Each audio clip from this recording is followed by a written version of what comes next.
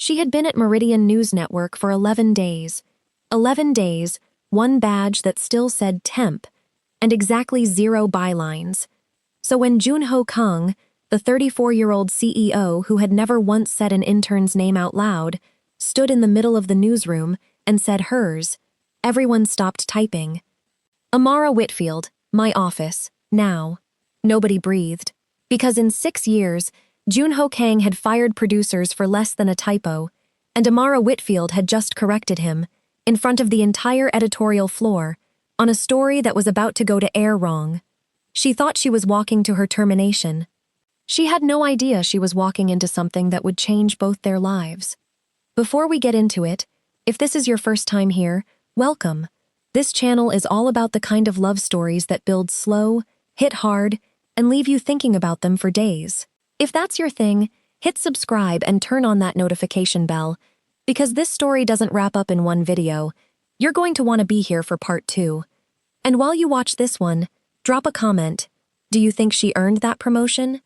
Or do you think he already knew exactly what he was doing? Let's get into it. Meridian News Network sat on the 31st floor of a glass tower in downtown Manhattan, and everyone who worked there knew the rules before they knew their own co-workers' names. Rule 1. Nobody spoke to Kang unless spoken to. Rule 2. Nobody corrected Kang. Rule 3. There was no Rule 3, because nobody had ever needed one, until today. Amara Whitfield had grown up watching the news with her grandmother in Charlotte, North Carolina, narrating the anchors before she could spell journalism. She'd graduated top of her class, interned at 2 local stations, and landed the Meridian internship through sheer stubbornness. She'd emailed the recruiting team 11 times before anyone answered. She wasn't supposed to be in the 4 p.m. editorial meeting. Interns observed. Interns took notes. Interns did not speak. But when the segment producer pulled up the lead story, a breaking piece on a housing development scandal, Amara's stomach dropped. The numbers were wrong. Not by a little, by enough to get the network sued. Everyone in that room had seen it. Nobody said a word. So she did. That number's inflated by 14%, she said, voice steady even as her hands weren't. If that airs, legal's going to have a very long night. Silence. The kind of silence that has weight. Junho Kang, who had walked in halfway through the meeting to observe, something he rarely did, turned his head slowly toward the intern who had just spoken out of turn. He didn't yell. He never yelled. He simply asked one question. Show me. Amara pulled up the source documents on her laptop with fingers that trembled just slightly, cross-referencing the permit filings against the number on screen. She was right. Of course she was right. She'd spent 3 nights that week reading zoning archives for fun, because that's who she was, the kind of person who read government filings for fun. Kang studied the screen, then studied her. Fix it, he said to the producer, not raising his voice. And find out how a room full of senior staff missed what the intern caught. He left without another word. The room exhaled. Amara thought that was the end of it. It wasn't. Before that, though, there was the walk back to her desk, the longest 30 feet of Amara's career so far. Every producer she passed found something urgent to type. Nobody met her eyes except one camera operator named Deshawn, who gave her the smallest nod, the kind that said, I saw that, and I'm impressed, and I would never say so out loud in this building. She sat down at the intern desk and tried to remember how to breathe normally. Her phone buzzed. A text from her mother back in Charlotte. The same text she sent every day at exactly this time. How's my future Christian Amanpour? Amara stared at it and, for the first time since she'd landed this internship, didn't know how to answer honestly. 20 minutes later, her supervisor found her at the intern desk, a folding table wedged between the copier and the supply closet, and told her Kang wanted to see her, alone. Every intern who had ever been called to Kang's office had come out either promoted to a real job or escorted to HR to collect their badge. There was no in-between. Amara walked the long hallway toward the corner office, with her heart slamming against her ribs, rehearsing an apology she didn't actually believe she owed. The office itself surprised her. No trophies, no framed magazine covers with his own face on them, though there were plenty out there. Just floor-to-ceiling windows, A single black and white photograph of Seoul at night, and Kang standing with his back to the door, hands in his pockets, looking out over the city like it owed him something. "Sit," he said, without turning around. She didn't sit. "If this is about the meeting, I wasn't trying to embarrass anyone." "You didn't embarrass anyone." He finally turned. Up close, he was younger looking than his reputation suggested, and there was something unreadable behind his eyes. Not coldness, exactly. Calculation. "You embarrassed the 6 people who are paid 10 times what you are, and still missed it."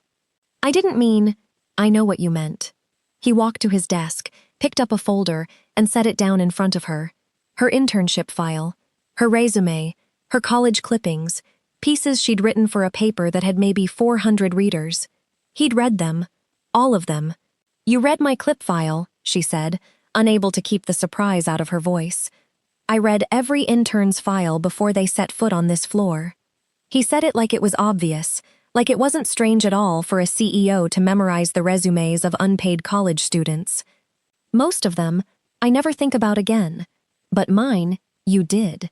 He didn't answer that directly. "You've been here 11 days. "Yes, sir." "You're not supposed to know what a zoning variance is. You're supposed to be getting coffee." Amara lifted her chin. "I can do both." For one full second, the kind of second that a camera would hold on, if this were a scene in someone else's life, Junho Kang almost smiled. Almost. "Starting Monday," he said. "You're not an intern anymore." Amara's heart stopped. "You're firing me? I'm making you my lead reporter." The words didn't compute, not because she misheard them, but because they made no sense. Lead reporter was a title people spent a decade earning. Senior correspondents with press corps badges and Pulitzer nominations didn't get handed that title. Interns definitely didn't. "That's not— I don't have the experience for— I don't remember asking for your opinion on your own competence." He said it flatly, but there was something underneath it, something almost like he was testing how she'd respond to being doubted. "I make decisions based on what I see. I saw a room full of professionals stay quiet to protect their comfort. I saw you risk your job to protect the truth. That's the only qualification that matters to me." Amara stood there, folder in hand, unable to tell if she'd just won the lottery or walked into a trap with no visible walls. "Why?" she finally asked. "Really? Why me?" Kang held her gaze a beat too long before answering. "Ask me again," he said quietly, "when you actually want to hear the answer." Then he turned back to the window, and the meeting, if that's even what it was over. Amara walked out of that office with a promotion she hadn't asked for, a title she hadn't earned by any normal measure, and a question that would follow her for the rest of the story. Why her? She had no idea the newsroom outside that door was already whispering the exact same thing, and not all of them meant it kindly. By the time Amara reached her desk, her new desk, an actual desk with a nameplate that read A. Whitfield, the entire floor already knew. News moved fast at a news network. Gossip moved faster. 11 days, a senior correspondent named Priya muttered just loud enough to carry. "It took me 4 years to get a byline here, and she skipped straight to lead reporter in 11 days. Amara heard every word. She was meant to. She sat down at the unfamiliar desk, laptop open, badge no longer reading temp, and felt something she hadn't expected to feel alongside the excitement. Exposure. Every eye on that floor had a theory now, and none of the theories were about her work ethic. She must be sleeping with him. She caught the phrase, not directed at her, but not exactly hidden either, twice before lunch.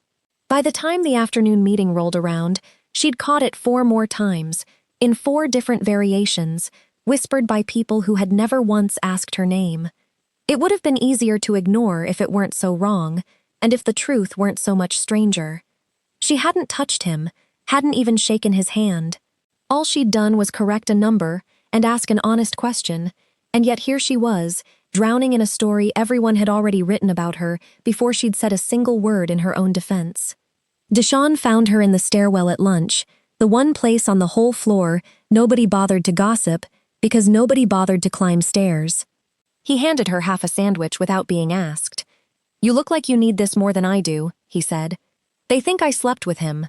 People also think the elevator on the east side is haunted because it stops on 12 for no reason.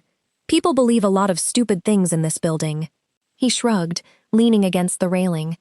For what it's worth, I've worked here 4 years. I've never once seen Kang look twice at anybody. Producers, execs, that model who came in for the anniversary special, nothing. He's a machine. So whatever this is, it's not what they're saying it is. It's something else. That's supposed to make me feel better? It's supposed to make you curious, Deshawn said, and went back upstairs, leaving Amara alone with a sandwich she didn't eat and a question she couldn't shake. She went back to her desk that afternoon and did what she always did when a question wouldn't leave her alone. She started digging. Not into Kang's personal life. Not exactly. Into his record. 6 years of press coverage, earnings calls, the handful of interviews he'd ever given. A pattern emerged fast. He never talked about his family beyond the company. He never mentioned his mother once, in 6 years, across every transcript she could find. For a man who talked about legacy in nearly every interview, the silence around her felt less like an absence and more like a wound he'd never let anyone touch. Amara closed the tab before she could talk herself into reading further. Whatever that silence meant, it wasn't hers to dig into. Not yet. She almost walked back into his office to demand he explain himself to the newsroom. She stopped outside his door, hand raised to knock, and heard his voice through the frosted glass, sharp, controlled, speaking rapid Korean into the phone. She didn't understand the words. She understood the tone. Whoever he was speaking to, it mattered to him in a way work never seemed to. She lowered her hand and walked away before he saw her. That night she stayed late, not because she had to, but because going home to an empty apartment and staring at the ceiling sounded worse than staying under fluorescent light rereading permit filings until her eyes blurred. Newsrooms after 10 p.m. have a particular kind of quiet, half-lit, humming with old coffee and unfinished stories. She didn't hear him approach. "You're still here," Kang said. Amara nearly knocked over her coffee. "You're still here too. I own the building." A pause. "Technically, I'm always here." It wasn't quite a joke, but it wasn't not one either, and something in Amara's chest loosened slightly at the sound of it. Proof that whatever version of him existed behind that office door, there was a version that could, in the right lighting, sound almost human. He pulled a chair from the empty desk beside her and sat down without asking. She noticed he'd taken his jacket off, somewhere between 4 p.m. and now. Sleeves rolled to the forearm. Tie loosened just slightly. It was such a small detail. She noticed it anyway. "They think I'm sleeping with you," she said, because she'd rather he hear it from her than from the rumor mill, and because some reckless part of her wanted to watch his face when she said it.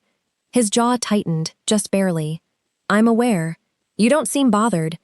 I don't explain myself to people whose opinions don't run this network." He looked at her then, and it wasn't the assessing look from the office. It was something closer to curiosity. "Does it bother you?" Amara considered lying, decided against it. "Yes. Because it's not true, and because it means nobody in that room is going to believe I earned this. You did earn it. You keep saying that. You still haven't told me why." He was quiet for a moment, gaze drifting to the dark windows, city lights scattered like something spilled and never cleaned up. "My father built a network in Seoul the same way, found people everyone else overlooked, and gave them rooms nobody thought they deserved to be in. I watched him do it my whole life. I always wondered what it felt like from the other side. And now I'm finding out. It wasn't a full answer. It wasn't even close to a full answer. But it was more than he'd given her in his office, and it was delivered with a kind of quiet honesty that made her stop bracing for the catch. For what it's worth," he added, standing, straightening his sleeves like the moment hadn't happened at all. "The ones talking loudest about how you got here are usually the ones most afraid you'll outwork them." He left before she could respond. She sat there a long time after he'd gone, staring at nothing, trying to figure out why her pulse hadn't slowed down yet. She told herself it was the promotion, the pressure, the stakes. She was already starting to suspect it wasn't only that. The weeks that followed reshaped Amara's entire life around Meridian's walls. Lead reporter meant she wasn't handed easy assignments to prove herself slowly. Kang threw her straight into the deep end. a corruption story tied to a city councilman, a financial fraud piece that took her into rooms full of lawyers twice her age. Every assignment landed on her desk, with his handwriting scrawled in the margins, sharp notes, exacting corrections, the occasional line that read simply, "Good instinct," 2 words that she found herself searching for every single time, more than she'd admit to anyone. Somewhere in the grind of 13-hour days, something shifted between them that neither of them named out loud. It started small. He began stopping by her desk instead of summoning her to his office. She started leaving him copies of her drafts with a second coffee beside them because she'd noticed, the way she noticed everything, that he only ever drank his coffee black and only ever after 7 p.m. Like his body ran on a different clock than everyone else's. "You didn't have to do this," he said one night, nodding at the coffee. "I know," she said. "I wanted to." He looked at her a beat too long before picking it up. There were nights they worked side by side until the building emptied around them, his sleeves rolled, her heels kicked off under the desk, the two of them arguing over a sentence structure or a source's credibility with an intensity that had nothing to do with the story and everything to do with how much neither of them wanted to be the one to say, "Let's call it a night."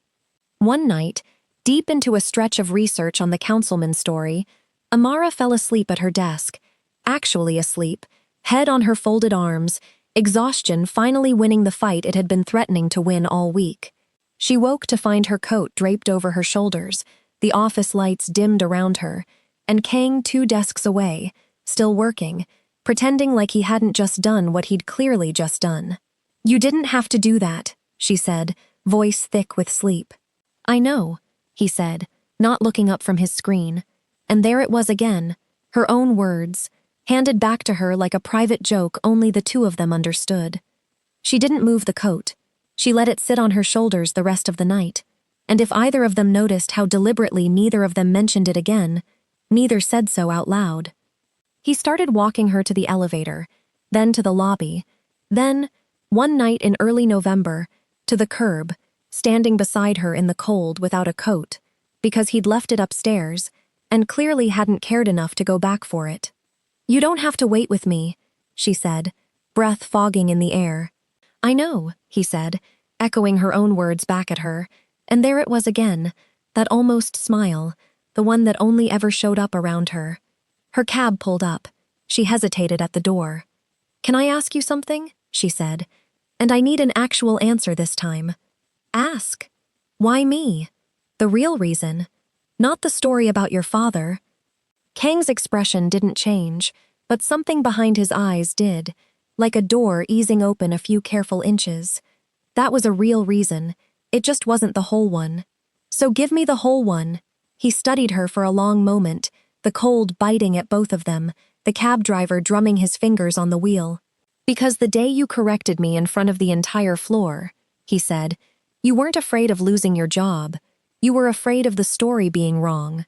I have never once, in 6 years running this network, watched someone care about the truth more than they cared about their own safety." His voice dropped, quieter now, almost like he hadn't planned to say the next part out loud. "I don't know what to do with that. I haven't known what to do with that since the day it happened." Amara's chest went tight in a way that had nothing to do with the cold. Junho. It was the first time she'd used his first name. He noticed. She watched him notice. Whatever she was about to say next dissolved when his phone buzzed in his pocket, sharp, insistent, a ringtone she'd never heard before. He glanced at the screen, and his whole posture changed, shoulders squaring like armor sliding back into place. "I have to take this," he said. "It's Seoul." "Go," she said, even though some reckless, unfamiliar part of her wanted to tell him not to. He held her gaze 1 second longer than a simple goodbye required. "Get home safe, Amara." It was the first time he'd used her name outside of a work directive. She replayed it the entire cab ride home, 3 words that shouldn't have meant anything, sitting in her chest like they meant everything. Just a quick, if you're enjoying this, hit that like button.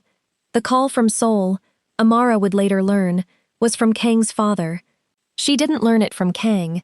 She learned it from an executive assistant who mentioned, almost in passing, that the chairman had been pushing his son harder than usual about the arrangement, a phrase that meant nothing to Amara and everything to the assistant's raised eyebrows. Kang didn't bring it up. For 3 days, he was different, sharper in meetings, quieter around her, present in body but somewhere else entirely behind his eyes. Amara noticed the way she noticed everything about him now, which was, if she was honest with herself, far more than a lead reporter should notice about her CEO. The story she was chasing didn't stop for any of it. The developer she was investigating had lawyered up, hard, and word came back through a source that he was threatening to pull all his company's advertising from Meridian if the piece ran. In the old newsroom, that kind of threat would have killed a story dead. Kang read her draft, read the legal threat attached to it, and sent back one line: "Run it as written. Advertising follows the truth, not the other way around." It was the kind of decision that made her trust him more, even while everything else about him felt like it was slipping further out of reach. She found him on the rooftop terrace on the 4th night, the one senior staff used for smoke breaks, and Kang apparently used for whatever this was.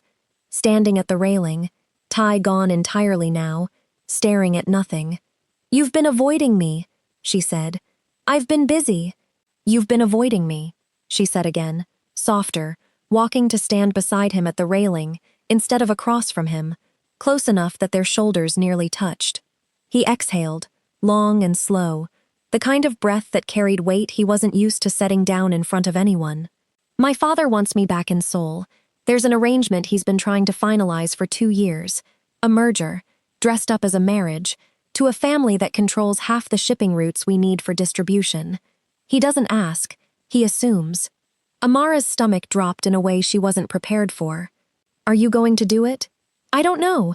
He turned to look at her then, and the honesty on his face was almost startling after weeks of careful control. "I've never once said no to him, not about the company, not about anything, but you're thinking about it now." "I'm thinking about a lot of things I never used to think about."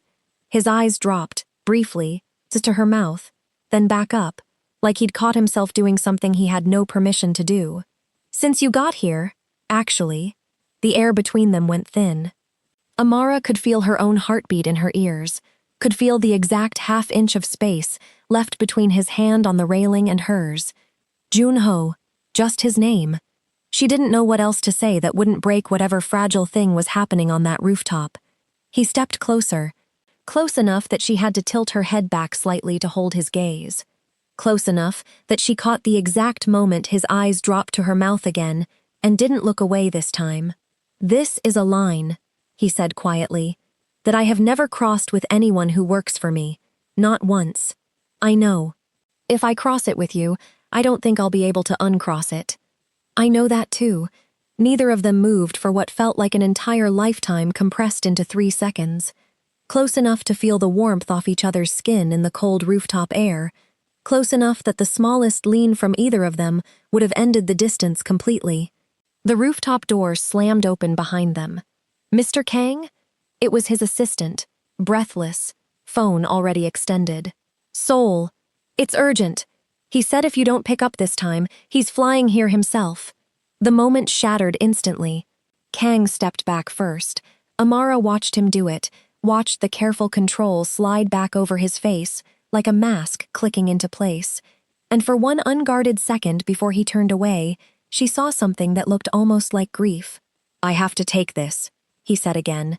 Same words as the cab. Same retreat. "Junho, go home, Amara." His voice had gone distant, professional, the CEO voice instead of the man on the rooftop. "I'll see you Monday." She stood alone on that rooftop for a long time after he left, replaying the half-inch of space that never closed, wondering if it ever would. Monday came, and Kang was a stranger wearing a familiar face. He was polite, professional, distant in a way that felt more deliberate than the distance of a busy man. This was the distance of a man building a wall on purpose, brick by brick, and Amara didn't need to ask why. She'd felt the same instinct in herself all weekend, the urge to protect herself from something that could genuinely ruin her. For 2 weeks, they worked like colleagues instead of whatever they'd almost become on that rooftop. Amara buried herself in a new investigation, A story about a real estate developer bribing city officials, the biggest piece of her short career, and told herself the ache in her chest every time Kang walked past her desk without stopping was simply professional disappointment. She told herself that a lot. She didn't believe it once. It was Priya, of all people, the senior correspondent who'd been openly hostile since day one, who finally said the thing nobody else would. "You know why he really promoted you, right?" Priya asked one night, the two of them alone in the break room, some fragile truce having formed between them over the shared misery of a deadline. "Because I caught a mistake," Amara said. Priya gave her a look that was somehow both pitying and impressed. "Kang doesn't promote people for catching mistakes. People catch mistakes here every day. He promoted you because his mother caught the same kind of mistake once, at a network in Seoul, when she was younger than you. She corrected the wrong man in a room full of executives, and he fired her the next morning." She paused. "Kang doesn't talk about her much. She passed when he was in college, but everyone who's worked with him long enough knows the story. You did exactly what she did, in the exact same kind of room." Amara sat with that for a long moment, the pieces sliding into place. His instant decision, the folder he'd already read, the way he'd looked at her that first day like he was seeing someone else standing where she stood. Amara sat alone in the break room long after Priya left, running the story back through her memory like footage she needed to recut. The folder he'd read cover to cover before she'd even sat down in his office. The way he'd looked at her that first day, not like a man evaluating an intern, but like a man seeing a ghost he hadn't expected to meet in daylight. The rooftop, the half-inch of space, the way he'd said, "I don't know what to do with that," about her caring for the truth more than her own safety. If it started as a memory of his mother, when had it stopped being that? Or had it ever stopped at all? Was she chasing a man who wanted her, or a man who wanted to finally rewrite an ending he'd never gotten to give someone else? She hated that she needed to know. She hated more that she couldn't stop needing to know. It explained everything.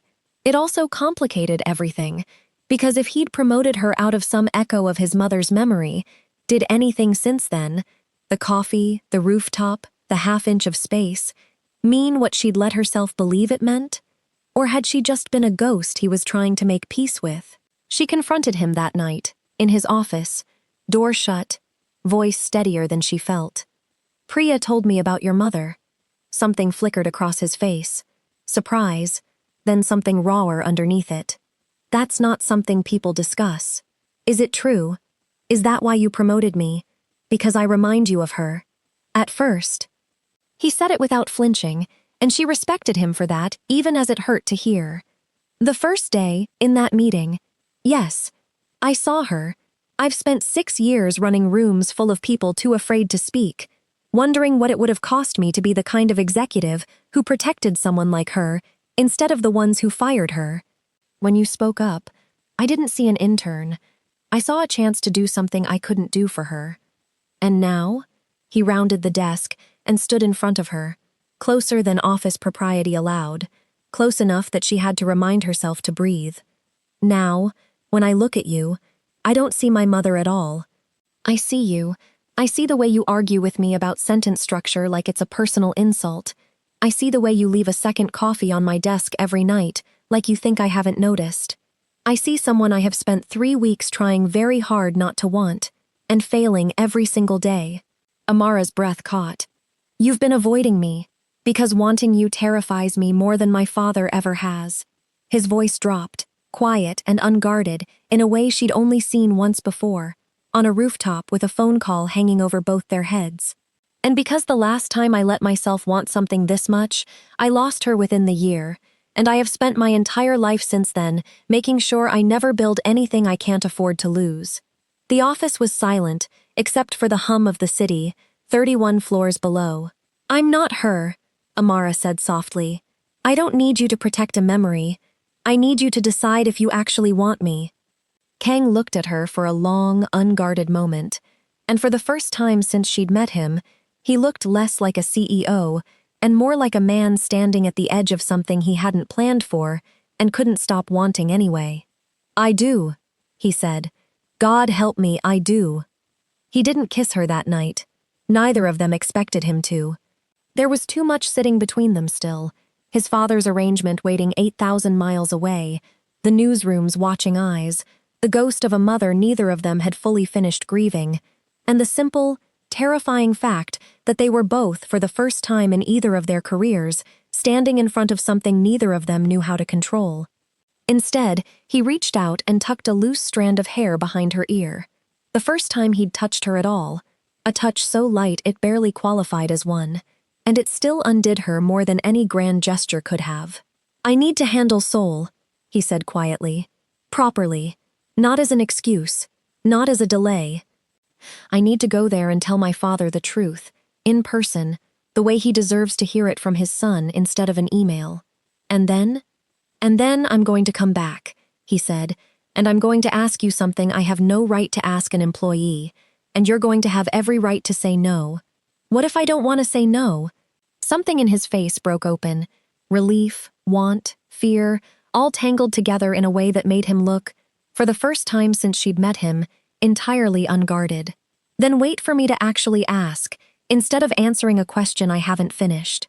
She almost laughed, the sound catching somewhere between her chest and her throat, equal parts frustration and affection.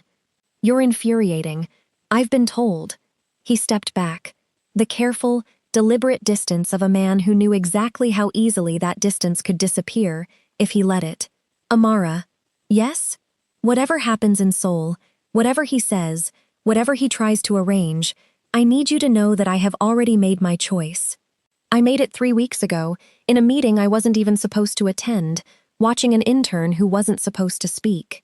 The night before he left, he found her one last time, not on the rooftop, not in his office, but at her own desk, the one with the nameplate she still hadn't quite believed was hers. He set something down beside her keyboard, a small, worn photograph, corners soft with age, of a young woman standing in front of a Seoul newsroom, chin lifted, eyes fierce in a way that made Amara's breath catch. "That's her," he said quietly. "I don't show anyone this." "Why show me?" "Because I need you to understand that this isn't about replacing her or finishing something for her. It's about the fact that meeting you made me remember what it felt like to want to be a better man than the one my father raised. She would have liked you. Not because you remind her of herself, because you'd have argued with her about sentence structure too." Amara laughed despite herself, eyes stinging in a way she hadn't expected. "I'm going to hold you to that story when you get back. I'm counting on it." He left for the airport 2 days later. Amara stood at the glass wall of the newsroom and watched his car pull away from the building, and for the first time since this whole impossible story began, she let herself imagine an ending she had no evidence would actually come true. Because here's the thing, nobody in that newsroom understood, not even the ones whispering the loudest. This was never about a promotion. It was never about favoritism, or a rumor, or a title she hadn't technically earned by the old rules. It was about two people who had spent their entire lives building walls, him out of grief, her out of ambition, finding, in the middle of breaking news and deadlines and 11-day internships, a single crack in each other's defenses wide enough to let something in. Junho Kang was somewhere over the Pacific Ocean, carrying a truth to his father that would either free him or cost him everything.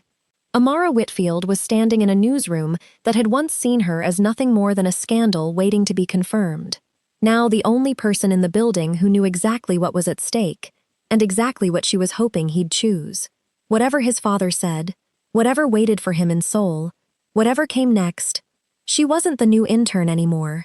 And this, whatever this was between them, was only just beginning. Somewhere over the Pacific, a phone buzzed with a single unsent message sitting in the drafts folder of a man who had never once, in his entire life, let himself want something he couldn't control. "I'll tell him the truth. I'll tell him about you. I just need you to still be there when I land." He didn't send it, not yet, but for the first time since he'd inherited a company, a title, and a set of rules he'd never agreed to, Junho Kang was flying toward a conversation he actually wanted to have, and flying back, whatever the outcome, toward a woman he was no longer willing to let his father talk him out of.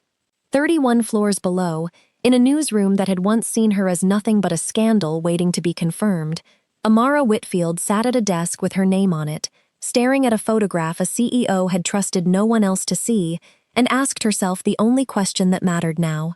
Not why her. What happens next? And that's where we leave Amara and Junho for now. If you're already invested in these two, and I know you are, make sure you're subscribed with notifications on, because Story 2 is coming, and it's going to answer the question this whole video was built around. Before you go, tell me in the comments, what do you think he tells his father in Seoul? And if you've got a guess for how these two end up, drop it below. I read every single one. Like this video if you want more stories like this one, and I'll see you in part 2.